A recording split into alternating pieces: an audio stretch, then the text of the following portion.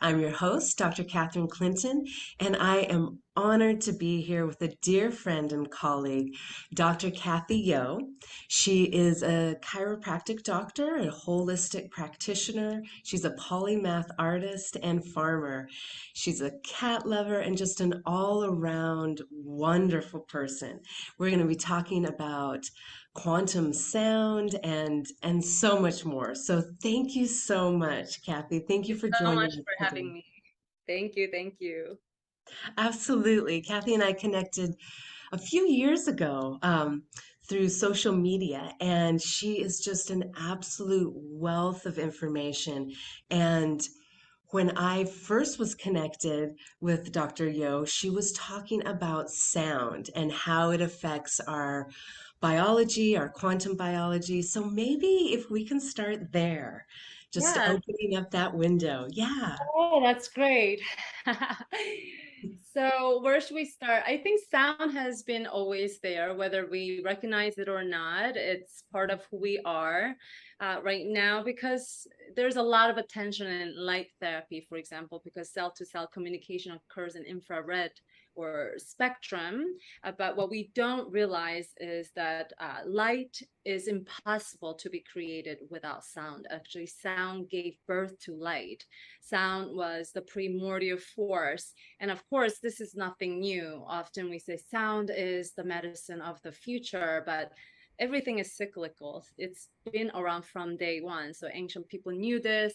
Rishi, Pythagoras, Plato, Confucius, they all use sound and music as medicine.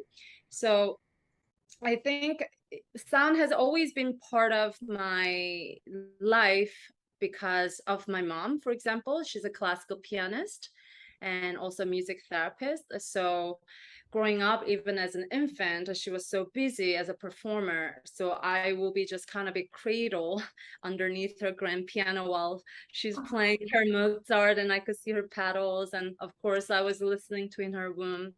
But also my grandmother, who was the first female medical doctor in Korea. She wasn't a musician, but she showed me a different aspect of sound, and which was through water. And also taking me, we hiked every morning foraging spring water, and we'll explore different springs in the mountain, and she had me just observe the vortexing and the shape. But the most important part was she had me close my eyes and listen to the sound of the water, to hear the vitality. And then she took me to the Buddhist monk. I grew up Christian, but she also was not a fundamental Christian. So Buddhism is a very big part of our Korean culture. So over there, I learned to fast. I learned about entrainment. So it was more of ordinary things for me. And then I came to America, and all these things were called different names and they sounded much sexier, like quantum, you know, neurotransmitters, HPA axis, and completely took on different resonance. So I had to learn a different language, not only English, but through learning different language of science, I learned there was a huge difference in our thought pattern. And especially now, I'm sure you agree with me that everything is reduced. Already the words itself is so reduced. Um, Rumi said there is a voice that doesn't use words and listen, right?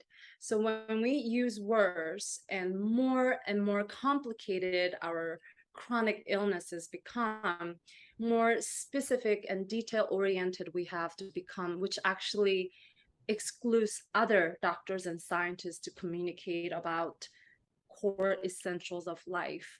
We have actually removed ourselves from what's fundamental. So I've realized when I first came to America, of course, I was desperate, wanting to be like American.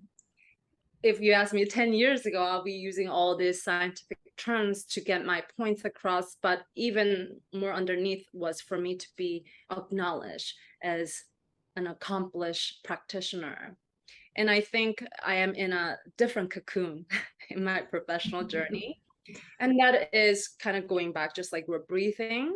you expand and you've reached the sustainability, and then it's time to exhale. So everything cycles, right? Like just like the waves crashing and the color turns from blue to white, blue. So I think I am in that journey of returning back to my origin, where I don't use scientific words to get my points across. I use heart coherence or resonance, because Nelson Mandela said, if you speak a language that a man understands, that goes to his head. But if you speak his language, then it goes to his heart. So we need a language of unifier, and it's nonverbal language. And for me, that's sound and music. And clearly we could see this ample studies that showed the effects on a neurological level, psychosomatic influence on gene expressions, and all this language that kind of get us our attention with these sound bites. But the whole mission of my sound therapy is the experience itself. Mm. Oh, you goosebumps. I have goosebumps because the resonance of words, the spoken word really do it holds so much power. And I love that you are reminding us that we are just in a sea of words and data, and it's like completely overwhelming at times. Yeah. And it loses, the medicine loses its effect when we are just surrounded by this cacophony of incoherent sounds, right? Our biology has really evolved over millennia, and I love that you bring it back to light came from sound. That it's, yeah, Yes, it's absolutely. absolutely. Absolutely. And it's Mhm. an exciting time, because now I think there is definitely, whether we realize it or not, if we look back, my grandmother always said, if we hike up here, your troubles look so trivial. If we focus here, this is all I see, right? I want that donut, and my life is going to fall apart if I don't eat that donut. And then you hike up and see the whole town. All you see is just yin and yang. And wherever you see the imbalance, that's where you want to find your purpose. That's where your task is. So I think what we're right now, we are at that place, whether we cognitively or intellectually understand it or not, that we have to go through this cycle where we can't just consume and consume and accumulate. It's like a sound. You can't just ramp up that voice higher, higher. It has to explode. And whether we see that as good or bad or disruptive or whatever we see it, it's just bound to happen. Where we find that balance, we know that, oh, okay, this is where we need to pursue our research. And there's so many quantum and beyond practitioners and scientists who are beginning to dedicate their life studying sound. John Stuart Reid is a wonderful Brit right now in UK. He's a sonic engineer, and he calls this primordial force, sound being primordial force, he called this inelastic sonic collision, where atoms are vibrating so fast that as they collide, it actually launches this electromagnetism. So whatever we say, we have our amplified thoughts, our intention. And the minute I say, Catherine, I appreciate you, or even if you don't hear it, as soon as I said, I am light, I am love, someone else in India is going to pick that up through infrared spectrum. Oh, it's absolutely amazing. And just to unpack that for people who are watching, the vibrations of the molecules with sound creates that infrared energy. So we, in this summit especially, we talk a lot about light, sunlight, and all the things it does, and how structured water can trap that information. But what you're saying is that with sound, those molecules are vibrating, creating infrared heat and structuring water and passing information in that way. Sure, because what we could experience is through light, but the originator, what gave birth to that was the sound. It was that movement and this is spherical form. And we could certainly trace this because again, I want people to remember this through their heart resonance, just like Nelson Mandela said, intellectually, it will get your attention.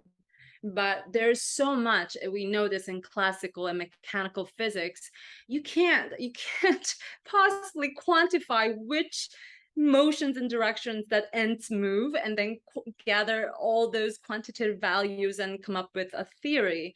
A lot of what we talk about on a molecular level or in this mechanical level is more of a fantasy, right? But Mhm. heart does not lie. So when you resonate with a heart, I think this is where we could integrate the beautiful, make science beautiful again, because science can be beautiful right now. It's a little bit, out of balance, but we need to bring the spirituality, which is not a very welcome word in science, but it Mhm. is so necessary because that's when our heart says, okay, Mhm. now the cells could listen to the voice of our heart because now we're speaking in that language, which is in this oscillation or vibratory pattern. Mhm. And a lot of ancient scriptures, not just the Torah or Quran or Bible, but any culture and any religions, sound came first. In the beginning, there was word, and then the light comes later. So whether we study Big Bang Theory or Bible, evolution, however, you see the pattern in the right sequence. So sound came first and then gave birth to light. Oh, this is just absolutely beautiful. I love talking with you every time we get a chance to talk. Can you tell us a little bit? One of the things I often think of you I think of you in the jungle Yeah, recording sounds. Can yes, you tell us a little bit more about that? sure. Of course, originally, starting with coming from my origin, Eastern origin, uh, there was quite a bit of balance, I would say. And I think this is where our ultimate goal is. It's not to throw away science, but a perfect harmony, the remarriage of the yin and yang, of science and Mhm. art. Just like my mother often calls me, oh, there's my Renaissance Dr. Cat. So art and science cannot be separated. So in my mother's side, everybody was a medical doctor, whereas my father's side were more of the acupuncturists and herbalists and even some shamans. So there was both self-discipline as well as learning viscerally. So Mhm. I think it just kind of happened organically when I went to the jungle. Before then, I was very much focused on using more of the psychological aspect of the brain, working with the brain through sound. So a lot of using binaural beats, which is sort of this auditory illusion of using two different pure tone sound waves, and they have to be below 1500 hertz, but no more than 40 hertz difference, and then you hear it one each through the ear, and then depending on the frequencies we could stimulate and relax the brain. So mainly we're looking at delta between 1 to 4, 4 to 8, theta, which usually bring this relaxed meditative creative state. Whereas in alpha or beta, it will create more of the concentration, enhanced memory, and alertness. So I was very much focused on the brain part because we are dealing with your autonomic system on this chronic fight or flight or inflamed brain, right? So I felt that that was where the priority was. And then I went to the jungle and it came just naturally. The art came first, and then science was the result of that. It kind of unfolded. And we begin with rhythm, which is fundamental to all life. Everything in life exists in terms of a vibration in this water environment. We're living in this water planet. And we start with rhythm, and the rhythm that we're most familiar with is circadian rhythm. At the time, I was in a transition, or I had just recovered from really chronic anxiety of selling my practice, my brick and mortar practice. It was very difficult to saying goodbye to my patients, but the business aspect was very stressful. And I suffered insomnia for the first time, and it was very chronic. My cycle, of course, my endocrine system was the first that was attacked, so my body couldn't heal, my body couldn't repair, and it was something that was extremely debilitating for me. So when I went to the jungle, of course, everything is different, colors and vibrations and the sound of the waves, everything is different. But the very first thing that I noticed was the sound. And over there is the insects, the unisons that actually travels from miles and miles in unison. And it's not about just the vagal tone which we often use for our brain retraining, that we use a headphone for the brain. But I was listening to the sound of nature through my entire body, every single pore of my body. Wow. So, of course, there is no technology. We don't have any electricity. We use our compost bathroom. And the only sound I heard was the symphony orchestra of nature. So you wake up with the monkey about 4 o'clock in the morning. Ooh, ooh, ooh, right? And then you hear the sound, the tides, depending on the time, much louder, and then it comes the birds, comes other animals, and that's how you wake up in the morning.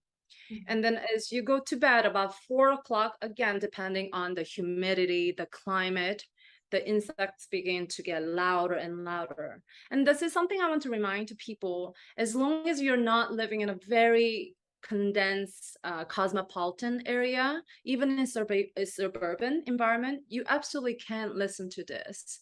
So please don't take it for granted. Wherever your intention is, you will find it. So if there are birds and there are insects, which there are, just pay attention to it. Just work with what you have. It's not about moving to the jungle and off grid. But over there, of course, it's so much more intense. And just by that, my period came right back. I was sleeping for the first time. My hair regrew. And that's the part of nature, right? It's not just digest system, it's not just cardiovascular, it's not, everything heals simultaneously. Mhm. My digest system, I was pooping like a champion, round the clock, everything was functioning, and everything had to do with rhythm. I want to say sound, but I want to first emphasize the rhythm. And before the rhythm is the beats, which we have right here that we need to infuse with more gratitude and joy. So that's when I realized, okay, this is what we need to work on. And then, of course, the science, the geek part of me wanted to know more, because there was a certain sound that just I resonated with, and it was sound of toucan. So I began to record the sound of toucan and began to work with a naturalist. And what is it about toucan? And they are one of the most important birds for reforestation, because the teeth and the tongue, I don't think they have teeth. So they tend to drop seeds easily. And then the trees grow. And what do they talk about? What do insects talk about? They know when it's going to rain, and usually that's when they die, or they say, oh, it's time to work. And this is how farmers will start their days. So it's this, speaking of a symbiotic relationship, I mean, there's nothing more organized than this. And what can we learn from them? Same thing with monkeys. There's even more. We could apply this not only for our health, but even for our entire humanity. I feel like I need to present this to the president of Russia. The monkeys, when they howl back and forth, they're constantly howling the same sound.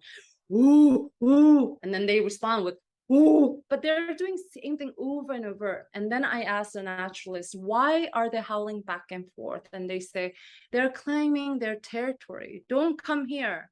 But they're saying it over and over to make sure they hurt each other so they don't fight. Amazing. Hear what I have to say? I'm gonna say it again. Did you hear? This is a way for them to make sure that they don't have a war. Mhm. Communicating.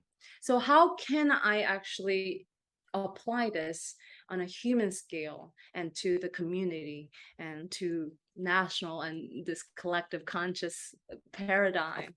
So that's kind of my big dream right there. What a dream it is. That's absolutely beautiful. And it's so powerful because, like you were saying in the beginning, we reduce things down.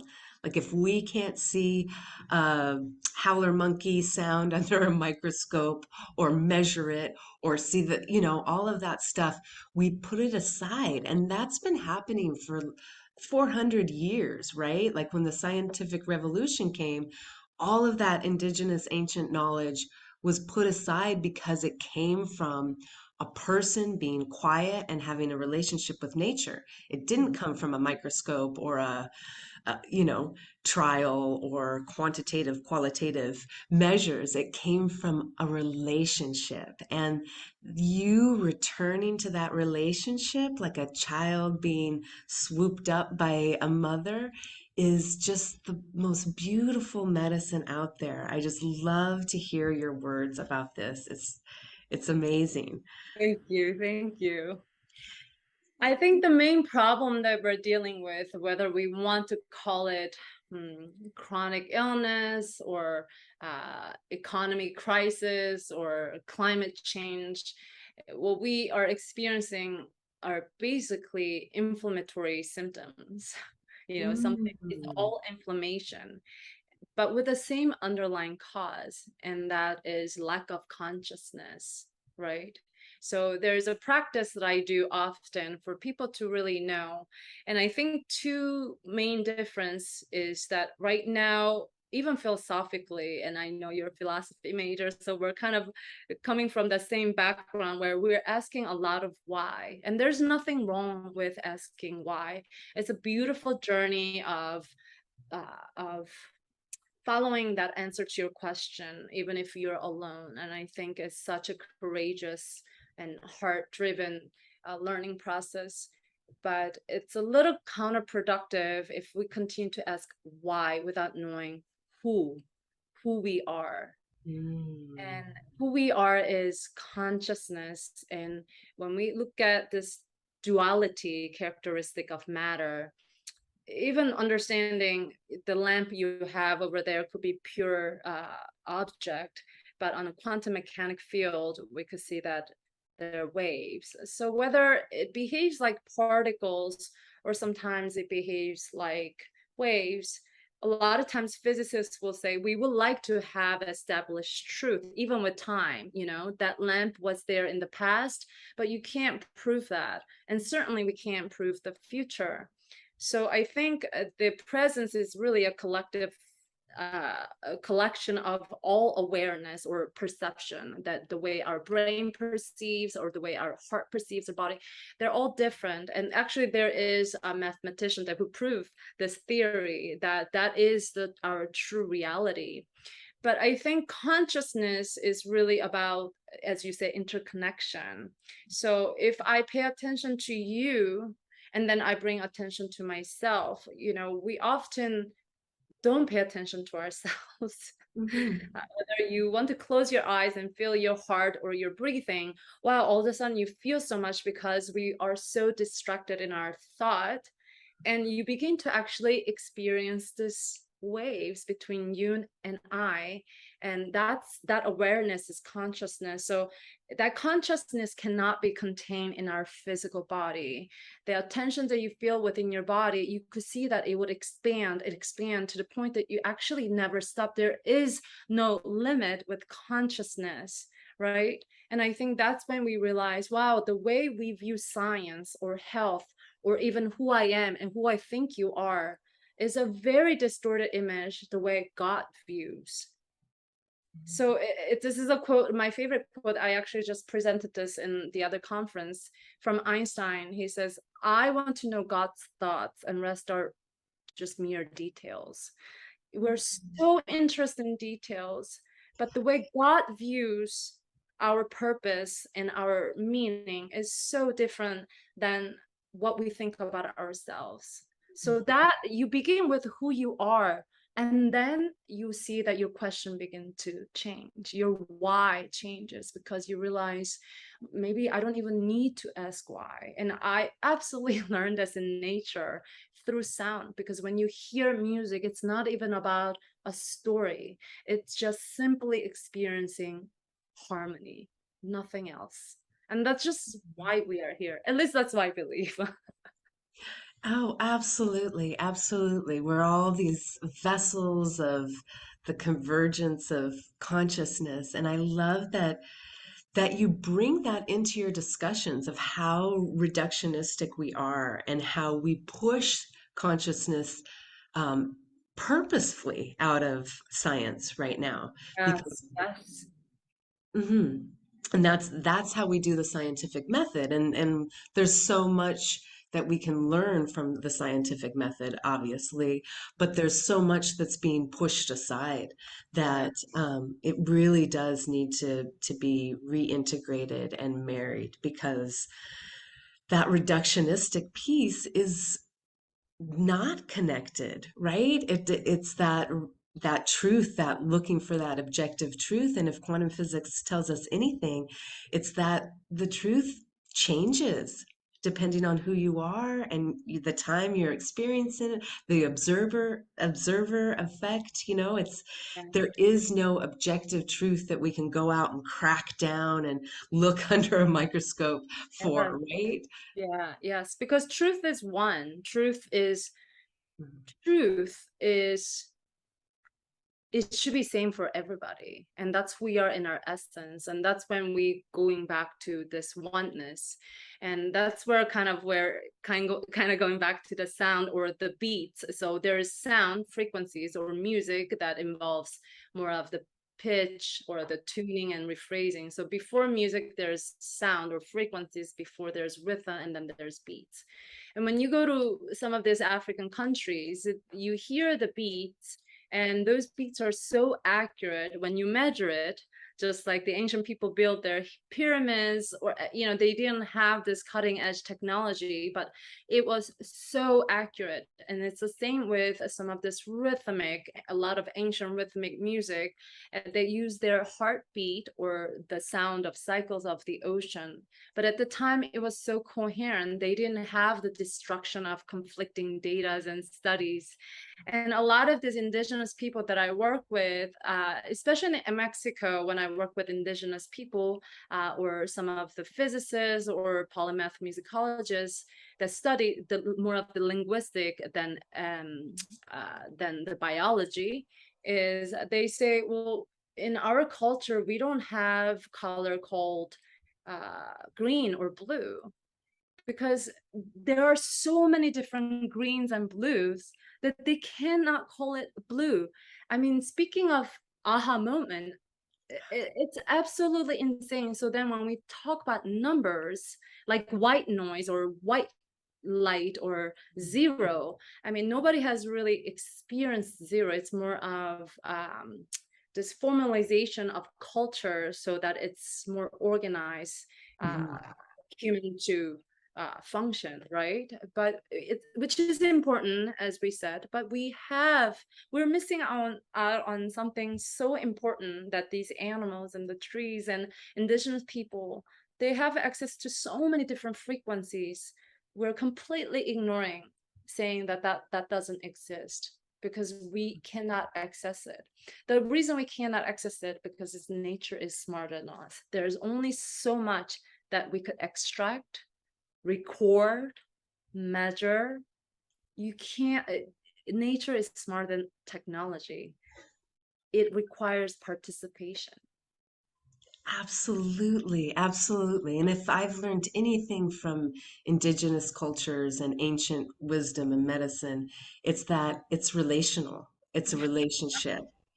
And not only do we get so much goodness out of nature, but we have a responsibility. It's a relationship. And that's where so much knowledge that can't be found under a microscope lives. Yeah, absolutely. Oh, thank you so much. This has been so wonderful talking with My you. pleasure. Thank you for having me. Yeah.